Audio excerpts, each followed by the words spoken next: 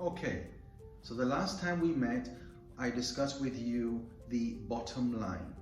As a principal, as a CEO, what you need to understand about the bottom line. What is the bottom line? What should you notice and look out for? For example, budgeting.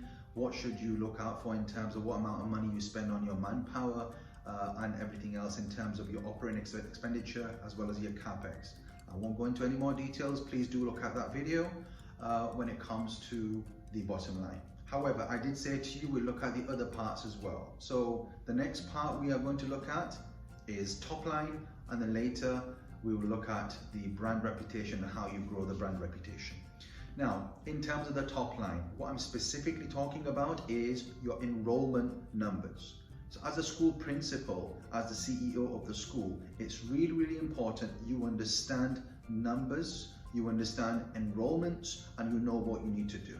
So the first place where you will start is you will look at your enrollments to date.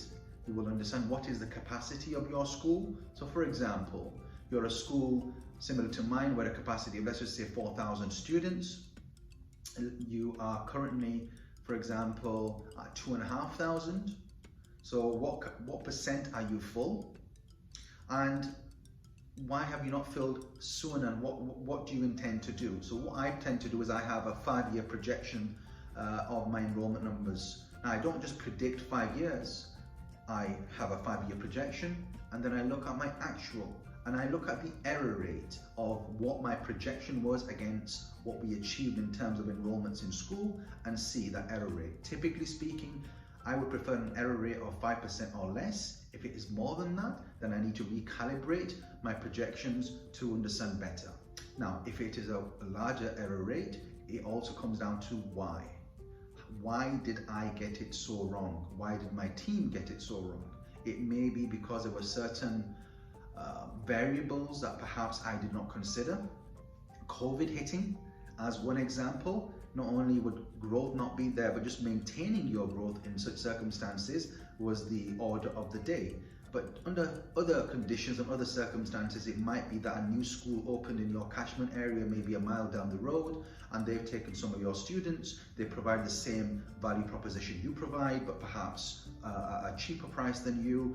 As an example, it might be that a road is blocked off or something else is happening in your area that's reducing. It might be that there's a new compound open further up and more of your demographic are moving there. There could be various reasons. It may be something wrong with your own school, some kind of reputational aspects that you need to consider, and your loyal parents are moving on. So you will have to understand your numbers, how you've done historically, project over 5 years, ensure that that is accurate.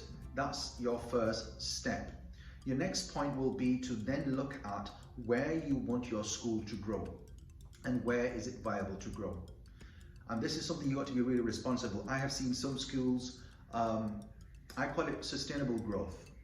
So you need to be sustainable with your growth. If you grow too quick and fatten up too quickly, it may compromise on your operations, it may compromise on the quality of your education, your staffing, your control, not as a principal, but as a school in terms of leadership and what you want to expect from your particular school.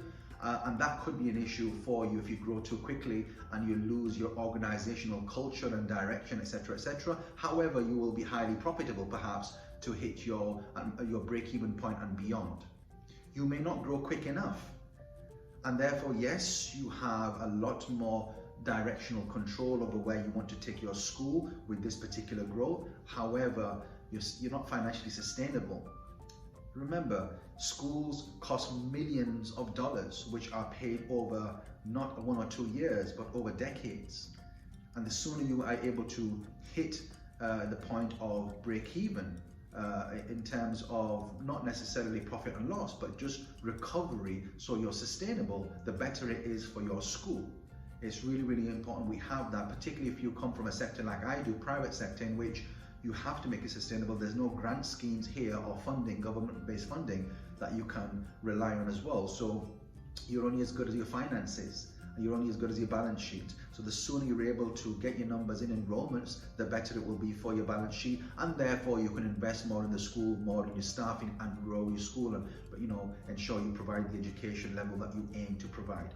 So it's important that you're able to understand where you want to grow and make it not accidental but intentional. So some schools may choose to grow in the foundation stages, the younger part of the school, to fatten that up, and they may be more selective in the senior school. Others may not do that and have open enrollment, and therefore they don't have any control over the quality of education, and also have students from various starting points, let's say, and therefore it impacts their achievement, which then has an impact on their judgment. So it's really important you control that particular part, and you know what you are and where you want to grow, and grow it over time.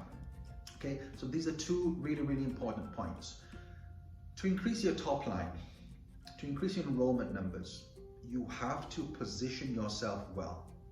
Now this goes into the next part, talking about branding and brand reputation. So you start, and I'll just touch on a little bit now, and I'll go into more detail in the next session and the next video. But brand reputation, or your school, why would a parent choose your school over the one down the road, a mile away from you, or maybe next door to you? Why would they choose you? Why would they come to your school over someone else?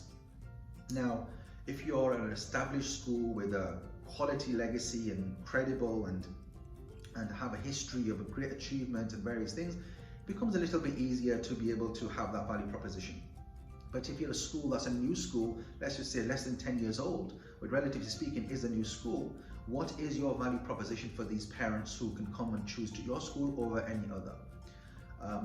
There are some strategies that you need to consider for that in the future, and I will discuss that in the next video. Please do share these videos, click the like button, share and subscribe, and I look forward to seeing you again.